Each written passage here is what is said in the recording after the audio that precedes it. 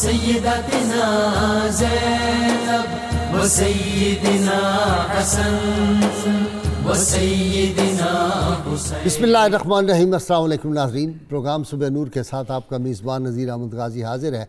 ناظرین کرام، حضرت ابو انیس محمد برکت علی صاحب رحمہ اللہ کی مشہور تالیف اسماء النبی الکریم صلی اللہ علیہ وآلہ وسلم سے ایک اسم مبارک پڑھنے کی سعادت حاصل کر رہا ہوں۔ سیدنا البہاء صلی اللہ علیہ وآلہ وسلم، ہمارے سردار معزز ترین ہستی، درود و سلام بھیجے اللہ آپ صلی اللہ علیہ وسلم، آپ کی آل پاک اور آپ کے صحابہ کرام پر۔ حضرت عبداللہ بن حشام رضی اللہ عنہ بیان کرتے ہیں کہ ایک مرتبہ حضور نبی کریم صلی اللہ علیہ وآلہ وسلم نے حضرت عمر بن خطاب رضی اللہ تعالی عنہ کا ہاتھ تھاما ہوا تھا۔ حضرت عمر رضی اللہ تعالی عنہ نے عرض کیا، یا رسول اللہ صلی اللہ علیہ وآلہ وسلم، آپ مجھے اپنی جان کے سوا ہر ایک چیز سے زیادہ محبوب ہیں۔ اس پر آپ صلی اللہ علیہ وآلہ وسلم نے فرمایا، نہیں، قسم ہے اس ذات کی جس کے قبضہ قدرت میں میری جان ہے، تم اس وقت تک مومن نہیں ہو سکتے جب تک میں تمہیں اپنی جان سے بھی محبوب تر نہ ہو جاؤں۔ سیدنا عمر رضی اللہ تعالیٰ عنہ نے عرض کیا، یا رسول اللہ رب العزت کی قسم، اب آپ صلی اللہ علیہ وآلہ وسلم مجھے اپنی جان سے بھی زیادہ محبوب ہیں۔ تو رحمت کونین صلی اللہ علیہ وسلم نے فرمایا، اے عمر، اب تمہاری محبت کامل ہوئی ہے۔ ناظرین کرام، باب الاسلام سندھ کی سرزمین محبتوں کی سرزمین ہے، الفتوں کی سرزمین ہے، اور اس دھرتی کی خاک میں ایک تاثیر ہے کہ یہاں انکساری اور عجز جو ہے وہ مزاجوں میں پایا جاتا ہے۔ علامہ اقبال فرمایا کرتے تھے کہ مزاج آسمان سے اترتے ہیں، اور میرے ناقص خیال میں ذوق بھی جو ہیں وہی آسمان سے اترتے ہیں، اور رب تعالیٰ نے ہر علاقے کے لوگوں کے اذواق کے مطابق وہاں پہ جو ہستیاں ہیں دین اسلام کی تبلیغ کے لیے بھیجی۔ آج ہم جس آفتاب مہران کا ذکر کرنے کی سعادت حاصل کر رہے ہیں، ان کو اللہ تعالیٰ نے ایسی صلاحیتوں سے نوازا تھا، یہ عشق مجازی کے نشیب و فراز سے گزرتے ہوئے عشق حقیقی کی رفتوں تک کیسے پہنچے، اور کس طرح انہوں نے پھر کشتہ عشق رسول اور کشتہ عشق الہی یہ کس طرح بن گئے، وہ کیا حالات تھے، علم لدنی کس طرح حاصل ہوا۔ کیوں نہ ہوتا امام موسیٰ کاظم علیہ السلام کی اولاد پاک جو ہو، اگر اس کو علم لدنی حاصل ہی ہونا تو پھر کس کو حاصل ہونا تھا۔ اور سندھ کی سرزمین میں جو ایک دلوں میں قلوب میں انقلاب بپا کر دیا، اور لوگوں کو عشق الہی اور عشق مصطفیٰ صلی اللہ علیہ وسلم سے جو آشنا کر دیا، وہ ہستی آج ان کا ہم ذکر پاک کر رہے ہیں 17ویں 18ویں صدی میں۔ اور میں یہ عرض کر دوں کہ ایک طرف انکساری اور عز اپنی کمال پہ ہے، اور دوسری طرف وہ مردان حر والی تپش جو ہے وہ حق گوئی کی جو ہے وہ بھی صفت اللہ تعالیٰ نے ان کو بے پناہ عطا کی تھی۔ انگریزوں کا دور شروع ہوا تھا، مغلیوں کا زوال تھا، اس میں کس طرح لوگوں کی ذہن اور فکر کی آبیاری آپ نے کی ہے۔ لیکن آج مجھے ان کا بہت اچھا لگا، کاش مجھے سندھی زبان آتی ہوتی اور میں اس کو آپ کو وہ اسی سندھی زبان میں سناتا۔ ایک نعتیہ غزل ہے ان کی، میں ابھی ڈاکٹر نظامی صاحب سے بات کر رہا تھا، مجھے تو اس نے ہلا کے رکھ دیا۔ کمال کی یہ نعتیہ غزل ہے جس کا ترجمہ میں اپنے ناظرین کے لیے پیش کر رہا ہوں۔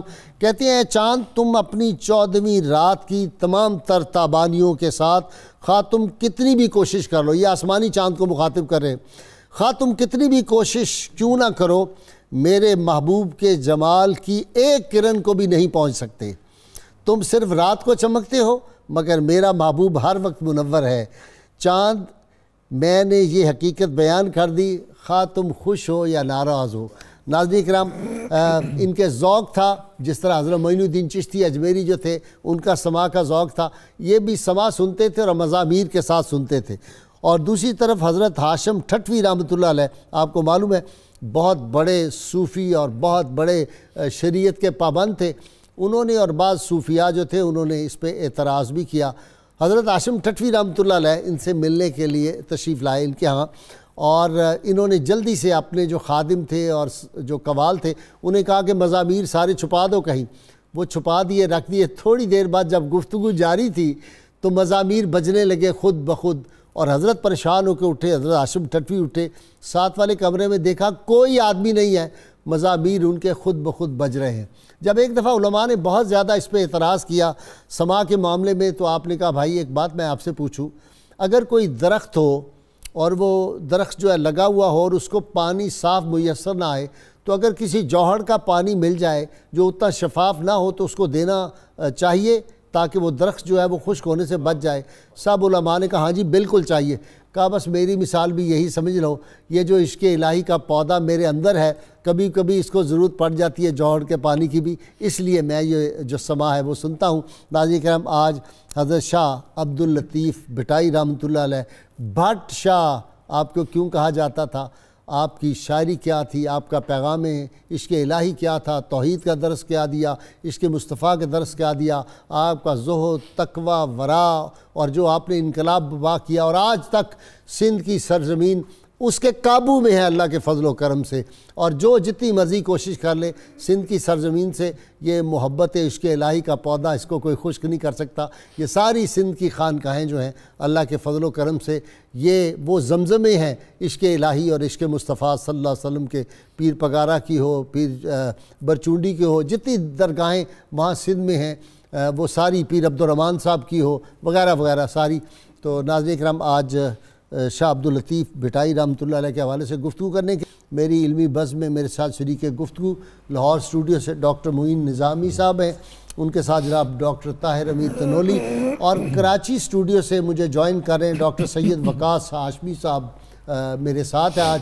یہ تینوں اہل علم، تینوں ہی ڈاکٹر، بہت صاحب مقام لوگ ہیں۔ میں ابتدا کر رہا ہوں ڈاکٹر معین نظامی صاحب سے۔ جی ڈاکٹر صاحب، آفتاب مہران بڑا اچھا لفظ لگتا ہے۔ جی بہت خوبصورت، بہت خوبصورت، یعنی اس کی تابانی اور اس کے ذوق کی درخشانی اب تک محسوس ہو رہی ہے دلوں میں۔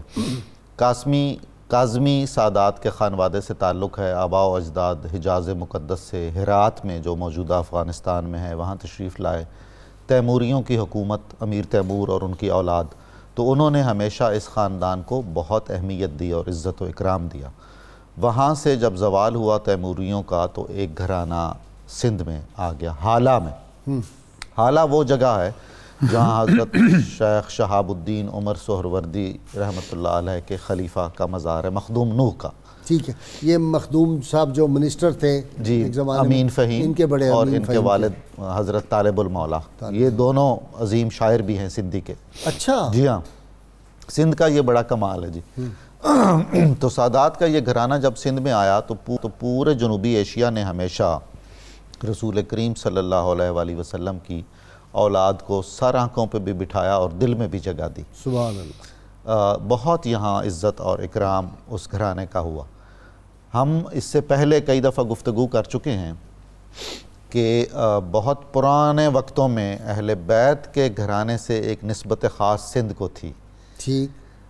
سندھ کی ایک محترمہ زوجہ تھیں حضرت امام زین العابدین کی۔ ہاں سبحان اللہ، سبحان اللہ۔ اور اس کے بعد ہم کئی دفعہ پروگراموں میں ذکر کرتے ہیں جو بزرگ مدفون ہیں نواح کراچی میں، حضرت شاہ عبداللہ غازی رضی اللہ تعالیٰ عنہ۔ تو یہ وہ پس منظر ہے کہ سندھ میں بہت ہی زیادہ عربوں کا تعلق بھی رہا، کافی سچے سید بھی پائے جاتے ہیں۔ بالکل ایسا ہی درست فرما رہے ہیں آپ۔ یہ گیلانی سید ہے پیر پگارا جی ہاں، خاندان؟ جی ایسا ہی ہے۔ آپ کے والد ماجد کا اسم گرامی ہے سید حبیب شاہ، اور اس شاخ میں اوپر جا کر 3-4 پشتیں اوپر ایک بہت عظیم الشان بزرگ اور سندھی کے بہت بڑے شاعر ہوئے ہیں، حضرت شاہ کریم بلڑی والا کے نام سے وہ مشہور اور معروف ہیں، وہ آپ کے اجداد میں سے ہیں۔ تو اس سے اندازہ ہوا کہ خاندان میں علم کی، عرفان کی، ذوق کی اور شعر کی ایک روایت خاص چلی آ رہی تھی۔ ٹھیک۔ نسبت ویسے بنیادی طور پہ تو فاروقی تھے آپ، جی، لیکن نقشبندی، قادری، چشتی، سہروردی اور ویسی نسبت بھی آپ کو حاصل تھی۔ جی بالکل۔ حقیقت یہ ہے کہ آپ نے ظاہراً اپنے والد ماجد کے ہاتھ پر قادری سلسلے میں بیعت کی، اور اویسی نسبت کا بہت غلبہ رہا زندگی بھر آپ کی شخصیت پر، حتیٰ کہ آپ کے جو بہت مربی دوست تھے حضرت مخدوم محمد معین ٹھٹوی، انہوں نے آپ کی زندگی میں اچھے مشورے دے کے اور محبت کر کے بہت اہم کردار ادا کیا ہے۔ آپ کے حضرت شاہ لطیف بھٹائی کے ذوق کو دیکھتے ہوئے انہوں نے رسالہ نسبت اویسیہ لکھا، واہ جس میں یہ بتایا کہ اویسی نسبت کی کیا اہمیت ہے، اس کا پس منظر کیا ہے، اور بڑے بڑے مشائخ کیا ہوئے ہیں، اور یہ کتنا مسلم اور اہم شاخ ہے تصوف کی۔ جی ڈاکٹر اپنے طاہر حمید تنولی، علامہ نے بھی کچھ کہا ان کے بارے میں؟ علامہ کا ذکر ضرور ہوتا ہے، آپ ہوں گے تو علامہ کا ذکر ہوگا، جو ہے بنتی نہیں ہے بادہ و ساگر کہے بغیر۔ ڈاکٹر صاحب قبلہ شاہ عبداللطیف بٹائی کی شخصیت، جیسے ڈاکٹر صاحب نے بڑے پیارے انداز سے پورے پس منظر کو بیان فرمایا ہے، ان شخصیات میں سے ہیں جنہوں نے تصوف کی تعلیمات کو جو لوکل ضروریات تھیں اس کے مطابق ایسے بیان کیا کہ لوگوں کے مزاج کا حصہ بنا دیا۔ سبحان اللہ۔ اور ہمارے صوفیاء، میں ابھی آپ نے مجاز کی بات بھی اٹھائی، شاہ عبداللطیف بٹائی اس لحاظ سے ایک ممتاز صوفی ہیں جنہوں نے لکھا شاعری، اب ان کا شاجور سالو اگر آپ دیکھیں، جو تصوف کی شیولری ہے جس کو فتوت کہتے ہیں، اس کو انہوں نے خواتین میں دکھایا۔ واہ واہ واہ، بہت خوب۔ یعنی یہ ایک ایسا فیچر ہے جو آپ کو بہت کم لوگوں میں نظر آئے گا۔ ہمارے پنجاب کے لوگوں نے زیادہ رانجھے کی زبان مردانگی میں نظر آتا ہے نا سب۔ مردانہ۔ اچھا، یہاں جو ان کا رسالہ ہے شاجور سالو، جو ان کی تصنیف ہے، اس کے جو چیپٹر ہیں 30 چیپٹر، ہر چیپٹر کو سر کہتے ہیں، انہوں نے فلاں سر فلاں سر، اچھا، اس میں انہوں نے 8 جو خواتین ہیں ان کو بطور ہیرو کے پیش کیا ہے۔ ٹھیک۔ اور جو بڑی خصوصیات ہیں جیسے دیانتداری ہے، پاک بازی ہے، بہادری ہے، وفا ہے۔ اور عورت جو ہے نعوذ باللہ وہ کوئی کم تر درجے کی شے نہیں ہے، اس میں ایک یہ بھی پہلو آتا ہے۔ آپ یہ دیکھیں کہ آپ صلی اللہ علیہ وسلم نے فرمایا حبب الی من دنیاکم ثلاث، الصلاۃ والطیب والنساء، تمہاری دنیا سے میرے لیے 3 چیزیں محبوب کی گئی ہیں، نماز، خوشبو اور عورت۔ عورت کی عظمت یہ ہے، اسلام نے تو عورت کو کیا مقام معراج پہ پہنچایا، اس کے قدموں میں جنت رکھتی ہے۔ تو غازی صاحب، شاہ عبداللطیف بٹائی جو تصوف کی شان فتوت ہے، تصوف کی حقیقی مردانگی ہے، اس کو انہوں نے عورت کے روپ میں مجسم کر کے دکھایا ہے۔ اور جو تصوف کا بنیادی کردار ہے، یعنی موریلٹی کو ریفارم کرنا، دین پہ استقامت دینا، اور پھر کائنات کے رموز سے آشنائی، اس کے لیے جو ایک کمٹمنٹ چاہیے۔ جب آپ ان کی شاعری کو پڑھتے ہیں، جیسے میں 1-2 اشعار پڑھنا چاہوں گا۔ جی ضرور۔ شیخ حجاز نے آتی ہے آپ کو؟ نہیں، شیخ حجاز کا ترجمہ ہے۔ اچھا، سندھی کاش ہمیں آتی۔ شمیل نے صرف بٹائی کے لیے سندھی سیکھی تھی، این میری شمیل۔ کیا بات، ہاں کمال ہے، صرف بٹائی کے لیے۔ What a contribution. سبحان اللہ، علامہ جڑ گئے، اقبال جڑ گئے، این میری شمیل کا ذکر آئے، علامہ ابھی اور جڑیں گے۔ اچھا اچھا اچھا، اور ڈاکٹر تنولی ہو، تو اب وہ کہتے ہیں کچا گڑا اور میں تنہا، ہائے ہائے، برستی گٹا کے گنگور سائے، سبحان اللہ، فضا ایسی جیسے دور کوئی، واہ شیر بیٹھا ہو اپنا سر اٹھائے، واہ واہ سہارا دے مجھے ہے جوش الفت، واہ کمی میری تمنا میں نہ آئے، واہ واہ بے خوف ہو کے میں دریا میں کودوں، بلا سے جان جاتی ہے تو جائے۔ واہ، کیا واہ، بات واہ، یہ جو کمٹمنٹ ہے، یعنی آپ نے ایک منزل بنا لی ہے محبوب حقیقی تک پہنچنے کی، اس کے راستے میں جو آپ کا وسیلہ ہے وہ بھی کچا ہے، یہ بدن۔ جی ہاں، کچے گڑھے پہ ہو، یہ ہم کچے گڑے پہ بیٹھے ہیں کیونکہ یہ بدن ایک حد کے بعد اس کو سہار نہیں سکتا، وہ جو بوجھ آپ نے اس پہ ڈالنا ہے وہ بوجھ نہیں اٹھا سکتا، اور آگے مشکلات ہیں، طوفان ہیں، باد و بارہ ہیں، دریا ہیں، طغیانیاں ہیں، درندے ہیں، جیسے سیف الملوک کا سفر میں ہمیں نظر آتا ہے۔ تو وہ کہتے ہیں اس میں مجھے ایک منزل پہ کون چیز لے کے جائے گی؟ وچے بیڑے، وچے چیڑے، وچے ونج موہانے ہوں، سب کچھ ہے، سب وہ مجھے میری کمٹمنٹ لے کے جائے گی، میرا یقین لے کے جائے گا۔ تو یہ ایک ایسا جذبہ پیدا کرتے ہیں بٹائی اپنے فالوور کے اندر، اپنے قاری کے اندر، اسی لیے آپ کو سندھ کا مولانا روم بھی کہا جاتا ہے۔ اچھا، سندھ کا مولانا روم آگے جی اقبال سے اب لنک بن رہا ہے آہستہ آہستہ۔ سندھ کے مولانا روم عبداللطیف بٹائی ہیں۔ لو جی اب مولانا روم کی بات آ گئی ہے، ایک اور سید زادے کو پکڑیں۔ جناب ڈاکٹر صاحب السلام علیکم، ڈاکٹر وقاص صاحب۔ وعلیکم السلام ورحمۃ اللہ وبرکاتہ۔ جی ہاشمی صاحب، عشق الہی اور عشق مصطفیٰ صلی اللہ علیہ وسلم کا ایک گلشن آباد کر دیا ہے اپنی تعلیمات کے ذریعے شاہ عبداللطیف بٹائی نے، اور کیسے انقلاب برپا کیا جی ایک درویش نے ایک ٹیلے پہ بیٹھ کے۔ شاہ بھٹ شاہ کا مطلب یہ ہے کہ شاہ بٹائی کا ٹیلا۔ جی جی بسم اللہ الرحمن الرحیم، اللہم صلی وسلم وبارک علی سیدنا و مولانا محمد وعلی آلہ وآل بیتہ اجمعین۔ حضرت شاہ عبداللطیف بٹائی رحمۃ اللہ تعالیٰ علیہ کہ والد گرامی جناب سید حبیب شاہ، اور اوپر جیسے نظامی صاحب نے پورا شجرہ شریف بیان کیا کہ حضرت امام موسیٰ کاظم علیہ السلام کی اولادوں میں سے ہیں، کاظمی سید ہیں۔ سید حبیب شاہ رحمۃ اللہ تعالیٰ علیہ کے متعلق مورخ فرماتے ہیں کہ کم و بیش یک کے بعد دیگرے 3 شادیاں کیں، اولاد نہیں ہوئی۔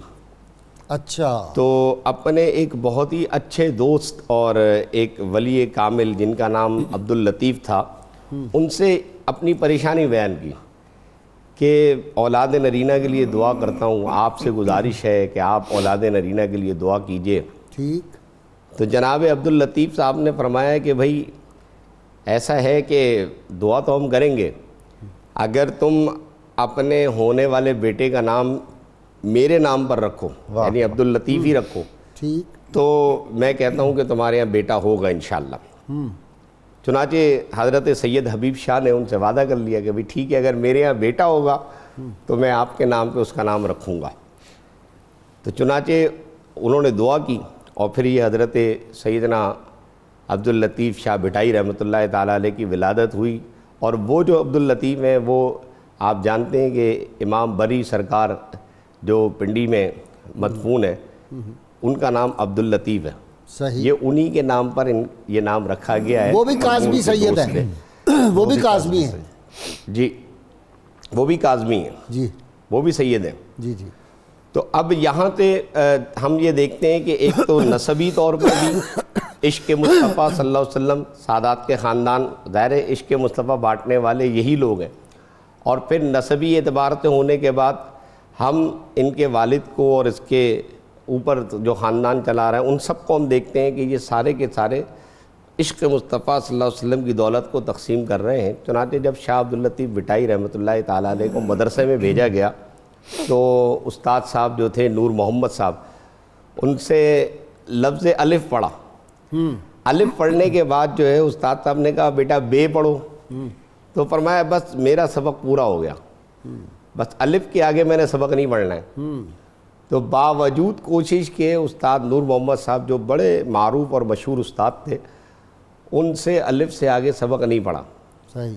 باقی مورخ کہتے ہیں کہ پھر ان کے والد گرامی سید حبیب شاہ نے ان کی تعلیم مکمل کی، اور کیونکہ بچپن سے ہی ایک کیفیت میں تھے، ایک جذب کی کیفیت آپ کے اوپر تھی، اور پھر جب آپ اپنے کہنا چاہیے کہ چرخ عشق و محبت پر چمکنے اور دمکنے لگے، تو پھر آپ نے کچھ فاصلے پر یہ جو ان کا علاقہ ہے حالہ، مٹیاری کا جو تحصیل ہے، مٹیاری کی تحصیل ہے حالہ، تو وہاں سے کچھ فاصلے پر علاقہ ہے بھٹ، اصل میں مٹی کے ایک ٹیلے کو سندھی زبان میں بھٹ کہتے ہیں، بھٹ کہتے ہیں، بھٹ۔ تو اس جگہ پر آپ بھٹ اس جگہ پہ بیٹھ کر کے آپ وہ رسالہ لکھا کرتے تھے، شاہ جو رسالو جسے ابھی انہوں نے فرمایا، شاعری آپ کی۔ صحیح بات ہے کہ سندھی زبان، سندھی زبان کا ایک حسین و جمیل مرقع ہے، اس قدر حسین ہے کہ غازی صاحب اگر آپ نے کہا نا کہ آپ کو سندھی نہیں آتی، لیکن اس کے باوجود میں آپ کو یہ گزارش کروں گا کبھی بیٹھ کے کسی سندھی سے کہیں وہ پڑھ کے سنائے، واللہ باللہ سندھی سمجھ میں آئے نہ آئے، آپ کے بدن کے رونگٹے کھڑے ہو جائیں گے، عشق مصطفیٰ صلی اللہ علیہ وسلم ایسے سرائیت کرنا۔ مجاز سے حقیقت جی ہاں غازی صاحب، جو مجازی محبت ہے اس کی بہت بے پناہ اہمیت اور حیثیت ہے نفسیات انسان میں، اخلاقیات انسان میں۔ اکابر صوفیاء میں سے ایک پورا مکتب ہے جو اس پروسیس سے گزر کے واصل باللہ ہوئے ہیں، یعنی مصنوع سے ہوتے ہوئے ثانی تک پہنچنا، ایگزیکٹلی ہے نا؟ بالکل، تخلیق سے خالق تک پہنچے، تخلیق سے خالق، اور تخلیق میں بھی خالق کے جلوے نظر آتے ہیں یقیناً۔ حضرت شیخ اوحد الدین کرمانی، امام احمد غزالی جو حجت الاسلام کے بھائی ہیں، جو ہوش مند مجذوب تھے، جی بالکل، اور حضرت شیخ احمد جام جن کے ایک شعر پر وصال ہوا حضرت قطب الدین بختیار کاکی کا، پشتگان خنجر تسلیم را ہر زمان غیب جان دیگر است۔ آج تو بالکل ہی تہرانی لے جائے۔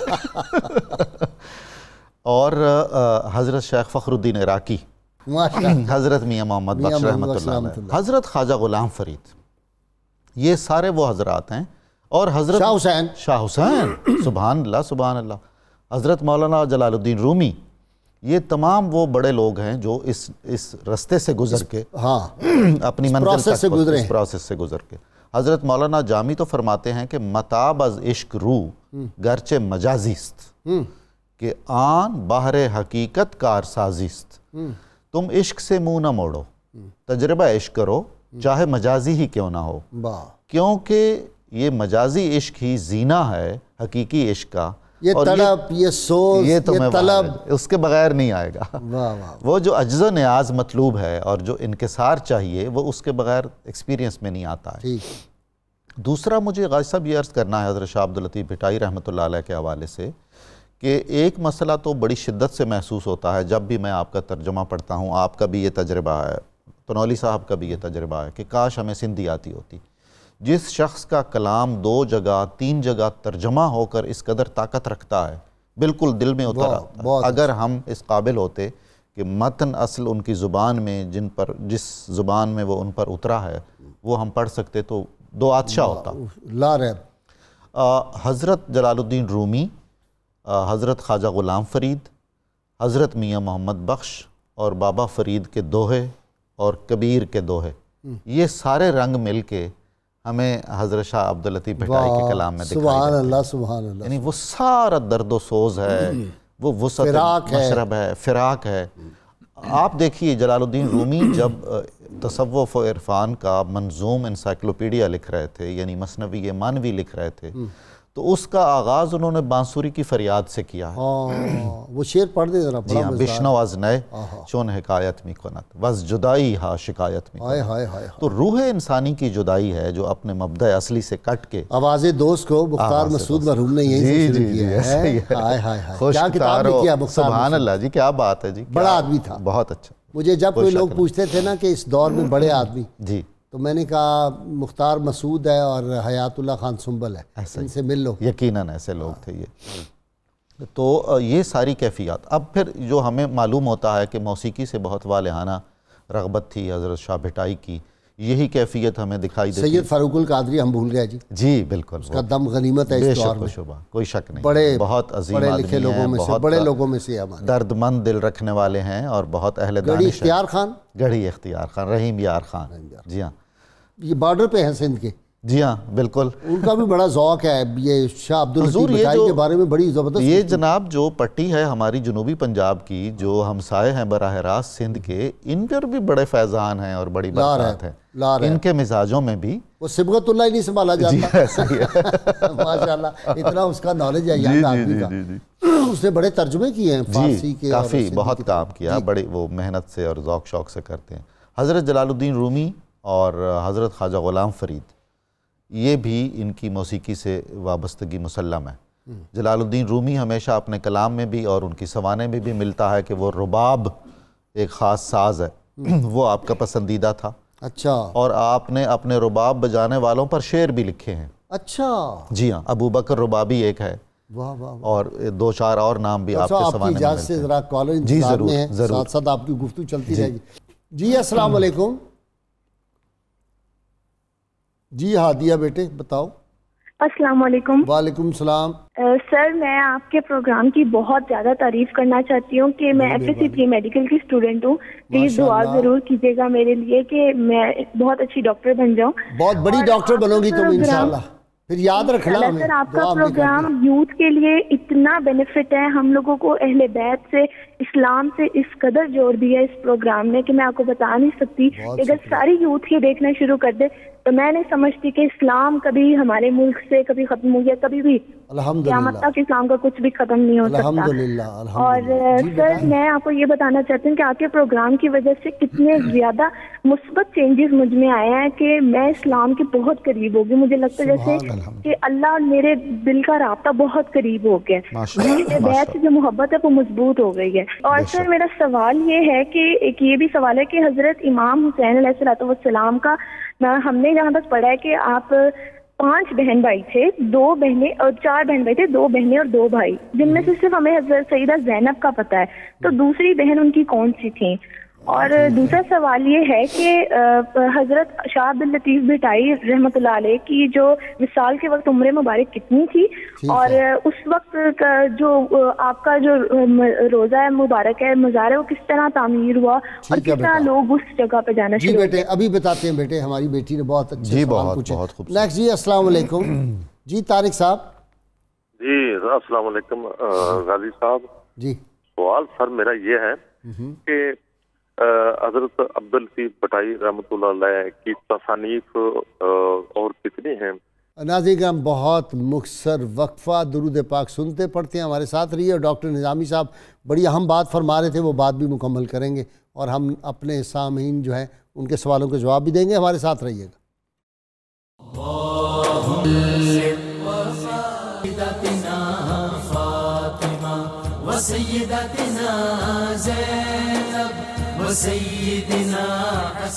ویلکم بیک ناظرین کرام۔ پہلے ہمارے جو سامعین نے سوال پوچھے، جی ڈاکٹر صاحب وہ ہادیہ بیٹی میڈیکل کی جو اس نے پوچھا ہے کہ سیدنا علی المرتضیٰ کی سیدہ زینب کا زیادہ ہم ذکر پاک سنتے ہیں، باقی ان کی صاحبزادی ان کے صاحبزادوں کے بارے میں۔ جی بہت آپ کی اولاد کثیر تھی، تو ان میں سے نمایاں ترین آپ کی صاحبزادیوں میں حضرت زینب کے علاوہ حضرت ام کلثوم ہیں جی، اور آپ کے صاحبزادگان میں حضرات حسنین کے علاوہ معروف ترین حضرت امام محمد بن حنفیہ ہیں جو اپنی والدہ کی نسبت سے معروف ہیں، اور اس کے علاوہ خلفائے راشدین کے نام پر آپ کے صاحبزادگان تھے، اور ایک عظیم الشان صاحبزادے حضرت عباس تھے جو علمدار، جو سقائے اہل بیت اور سقائے کربلا کہلاتے ہیں۔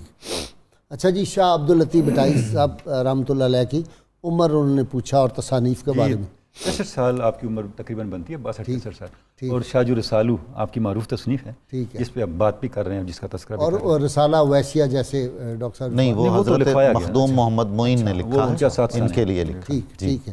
اچھا جی ڈاکٹر صاحب مزامیر کی آپ بات کر رہے تھے کہ اس میں ایک جو رباب حضرت مولانا رومی کا بہت پسندیدہ ہے۔ ادھر ہم دیکھتے ہیں کہ حضرت شاہ عبد الطیف بھٹائی کو تنبورہ بہت پسند تھا، اچھا، اور آپ نے تنبورہ بطور خاص بنوایا، اور وہی آپ کے فقیر آج تک بجاتے ہیں، بلکہ وہ پہلا جو آپ نے بنوایا تھا وہ آپ کی درگاہ مقدسہ پر محفوظ ہے۔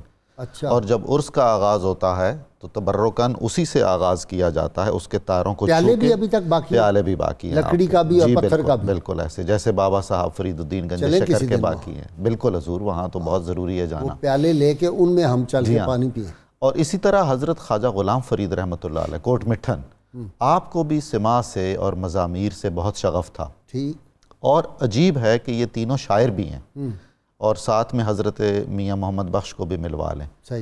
جو کیفیت ہمیں مقامی عشقیہ داستانوں اور خصوصاً خواتین کے مرتبے کی دکھائی دیتی ہے حضرت بھٹائی کے ہاں، بے عین ہی وہی کیفیت ہمیں حضرت خواجہ غلام فرید کی کافیوں میں دکھائی دیتی ہے۔ میاں صاحب نے فرمایا نا کہ فیض کدے نہیں جگ وچ پاندا دوہاں تیراں دا سانجا، ایکو تیر سنبھالی ہیرے یا کھیڑے یا رانجا۔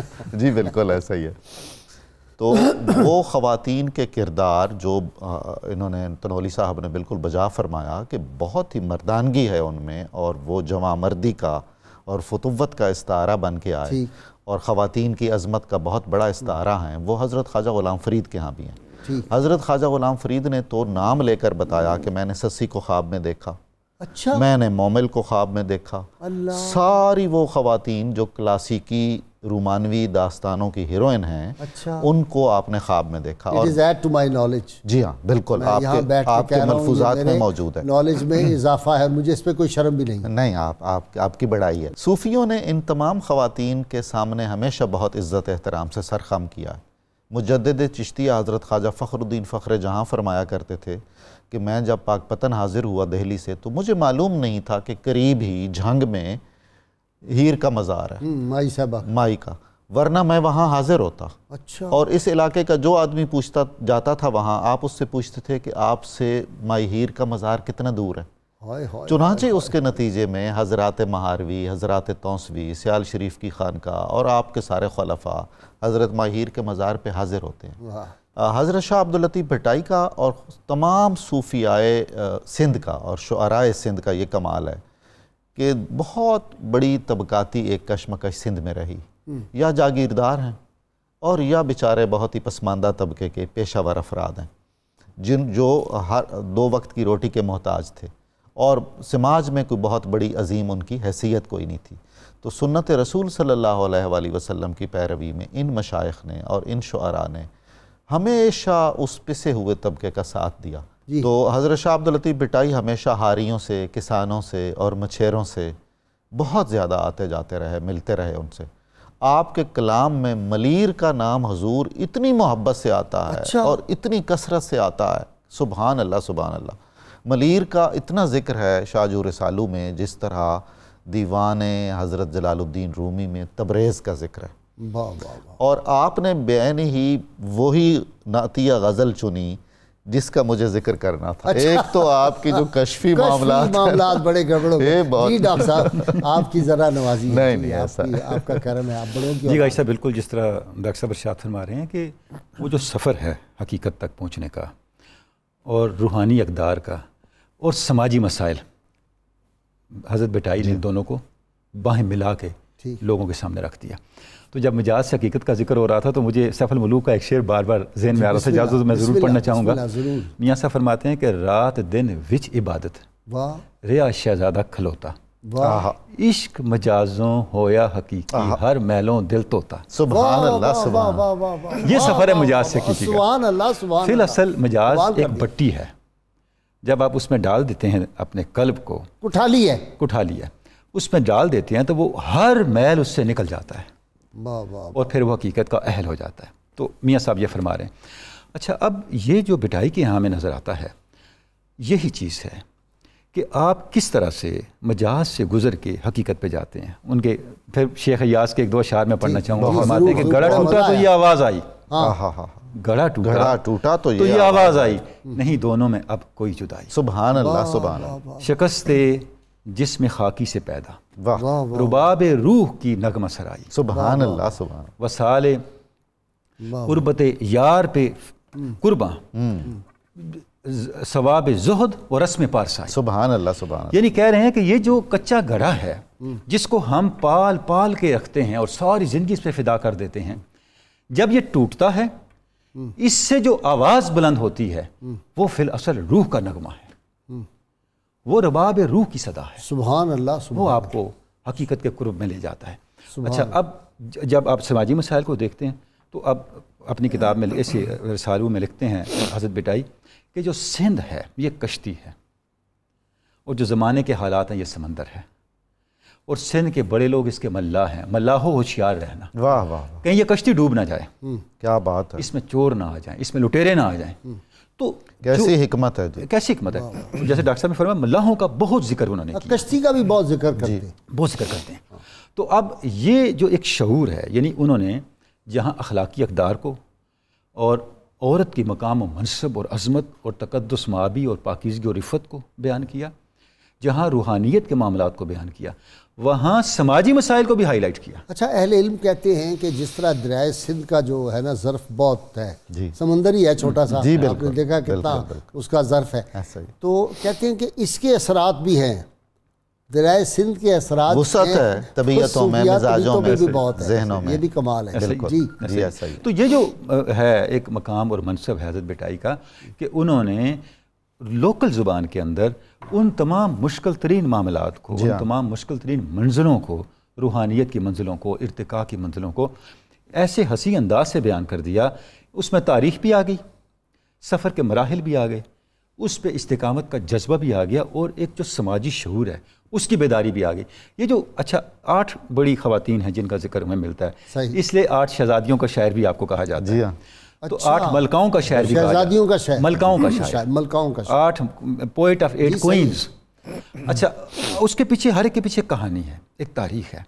وہ پوری جو تاریخ ہے اس تاریخ سے وہ استعارہ لیتے ہوئے، اس کو میٹافوریکلی استعمال کرتے ہوئے وہ جو حقیقت ہے اس کو بیان کرتے ہیں. جی شاہ صاحب کی طرف جاتے ہیں. جی ہاشمی صاحب آپ کی طرف آ رہا ہوں. پھر وہی انقلاب بپا کر دیا جی، اور آج تک وہ ان اثرات سے نکل نہیں سکتے اللہ کے فضل سے لوگ. اور یہ اثرات ہیں جو سندھ کی سرزمین میں ابھی بھی کالا اور کالا رسول کی جو صدائیں بلند ہو رہی ہیں، اور یہ ختم نہیں ہو سکتی. جتنا مرضی آپ مندروں میں جانا شروع کر دیں، فلاں جگہ جانا شروع کر دیں، یہ دین کو مٹا نہیں سکتا کوئی. اس میں کوئی شک نہیں ہے. اور یہ جو تعلیم ہے یا یہ جو پیغام محبت ہے، اگر ہم ذرا گہری نظر سے دیکھیں یا سرسری نظر سے بھی دیکھیں تو مسلم شریف کی ایک حدیث میرے ذہن میں اس وقت آ رہی ہے کہ حضرت انس رضی اللہ تعالی عنہ نے ایک مرتبہ اپنے شاگردوں سے فرمایا کہ میں گویا آج بھی رسول پاک صلی اللہ تعالی علیہ وآلہ وسلم کو دیکھ رہا ہوں. تو آپ کے شاگردوں نے عرض کیا کہ ہم آپ کی بات سمجھیں گے، کہنا کیا چاہتے ہیں. فرمایا میں دیکھ رہا ہوں کہ رسول پاک صلی اللہ علیہ وسلم ممبر مسجد نبوی پہ تشریف فرما ہے اور گویا آپ کے داڑھ شریف میں جو ہے مسواک شریف ہے اور آپ کی بانچھیں جو ہیں وہ کھلی ہوئی ہیں، اور میں آپ کے چہرہ انور کو ابھی بھی ایسے ہی دیکھ رہا ہوں جیسے بالکل آپ ممبر پہ تشریف فرما ہے. اس حدیث کے اوپر ہمارے محدثین نے فرمایا ہے کہ یہ حضرت انس رضی اللہ تعالیٰ عنہ نے گویا تصور مرشد کا اصل ہمیں عطا فرما دیا. اب وہ جو عشق مجازی اور عشق حقیقی کی بات نظامی صاحب بڑے خوبصورت اور بڑے شاندار اور جامع انداز میں بیان کر رہے تھے، بڑے پہلو بچا کے ہوئے. ہاں یہ تو خیر خوبصورتی ہے گفتگو کی. تو اس میں دیکھتا ہوں کہ ہم دیکھتے ہیں کہ صحابہ کرام علیہم الرضوان جو ہے رسول پاک صلی اللہ تعالیٰ علیہ وآلہ وسلم کی محبت کرتے ہیں اور وہی محبت چلی آ رہی ہے. وہ جو محبت رسول کا پیغام ہے وہ محبت سینہ بسینہ چلی آ رہی ہے. یہ وہ علم نہیں جو سفینوں کے ذریعے آئے، یہ وہ علم ہے جو سینوں سے سینوں میں منتقل ہوتا ہے، نہ زباں کو خبر ہوتی ہے نہ کانوں کو خبر ہوتی ہے. شعر سنائیں. تو اس علم میں محبت یہ وہ علم نہیں جو سفینوں سے آتا ہے، یہ وہ علم ہے جو سینوں سے سینوں میں منتقل ہوتا ہے، نہ زباں کو خبر ہوتی ہے نہ کانوں کو خبر ہوتی ہے. طیبہ سے منگائی جاتی ہے، سینوں میں چھپائی جاتی ہے، توحید کی میں ساغر سے نہیں نظروں سے پلائی جاتی ہے. واہ سبحان اللہ، کیا بات ہے آپ کی. تو یہی وہ محبت کا پیغام ہے. میں ابو علی قلندر کا وہ شعر مجھے ذہن میں آ رہا تھا کہ عشق مجازی کے حوالے سے کہ آپ کہتے ہیں کہ منم محو جمال او، منم محو جمال او نمی دانم کجا رفتم. واہ واہ. میں نہیں جانتا کہ میں کہاں چلا جا رہا ہوں، بس اس کے جمال میں غرق ہوں. شدم وصال از غرق او نمی دانم کجا رفتم، کہ میں اس کے وصال کی محبت میں غرق ہوں. ملنا ہے مجھے اس سے، جسے دیکھا نہیں اس سے ملنے کی طلب. سبحان اللہ. جسے آنکھ نے، یہ ایک انسانی نفسیاتی ایک بنیادی اصول ہے کہ جب تک آنکھ دیکھے نا وہ کسی سے عشق کیسے کرے. جی ٹھیک ہے. اسی لیے ہمارے صوفیہ نے عشق مجازی کی طرف لے کر آئے کہ جو مجاز ہے، جب یہ یعنی کہ قلم قدرت کا اتنا عظیم الشان شاہکار ہے تو وہ قلم والا کتنا عظیم الشان ہوگا. جب یہ اتنا جمیل ہے تو وہ کتنا خوبصورت. ہاشمی صاحب بہت شکریہ. جی کبھی حقیقت منتظر نظر لباس مجاز میں. اچھا جی، توحید الہی پہ بڑا زور دیا، بار بار کہتے ہیں کہ اللہ کے سوا کوئی وحدہ لا شریک، اس پہ ڈٹے ہوئے. جی جی جی. قرآن وصال کے بارے میں کوئی ایک آدھ بات، کیونکہ آج ایک بہت بڑے آدمی کا ذکر آپ سے سننا ہے. جی ضرور ضرور. جی آپ پر ایک خاص کیفیت طاری ہو گئی تھی. میں تو یہ سمجھتا ہوں کہ ہم یہ کہہ سکتے ہیں کہ حضرت شاہ عبداللطیف بھٹائی پر اپنے وصال سے چند دن پہلے نسبت حسینی غالب آ گئی تھی. آپ نے سیاہ لباس پہنا اور اپنے حجرے میں چلے گئے اور درویشوں اور فقیروں سے کہا کہ سما کریں. اسی حالت میں درویشوں نے کچھ گھنٹوں کے بعد جب آپ کا حجرہ کھولا تو خنجر آپ وصال فرما چکے. غم زندگی کا حسرت سبب اور کیا بتاؤں، میری ہمتوں کی پستی، میرے شوق کی بلندی. سبحان اللہ سبحان اللہ. مشق سخن جاری، چکی کی مشقت بھی. سبحان اللہ. طرفت تماشا ہے، حسرت طبیعت بھی. آج ان کی سالگرہ. مولانا حسرت موہانی کو سلام ہے حضور، سلام ہے. اتنے بڑے کردار کے آدمی، بوزری مزاج بالکل ڈھلے ہوئے. ایسا ہی ہے. علم اور زہد اور تقوی اور جو ان کی کمٹمنٹ ہے اپنی ملت سے، اور سادگی اور رزق حلال اور کسب حلال. کسب حلال. جی ہاں. اور کیا کمال کے اشعار، کوئی خرید نہیں سکا. جی ہاں. سلسلہ قادریہ سے ان کی بھی وابستگی ہے. آپ کیسا حسن اتفاق ہے کہ دو عظیم شاعروں کو ہم یاد کر رہے ہیں اور دونوں سلسلہ قادریہ سے وابستہ ہیں اور دونوں کا کلام اپنی اپنی جگہ پر اپنے اپنے دائرے میں. آپ نے فرمایا غوث اعظم کے بارے میں, جی آپ کے ذہن میں ہے یا استغاثہ ہے حضور غوث پاک کی بارگاہ میں؟ کیا ابھی ایگزیکٹ شعر ذہن میں نہیں آ رہا, لیکن استغاثہ ہے حضور غوث پاک کی. حضرت غوث اعظم کی جتنے مناقب اپنے عہد میں حضرت موہانی نے لکھے ہیں, کوئی مثال اس کی نہیں ملتی.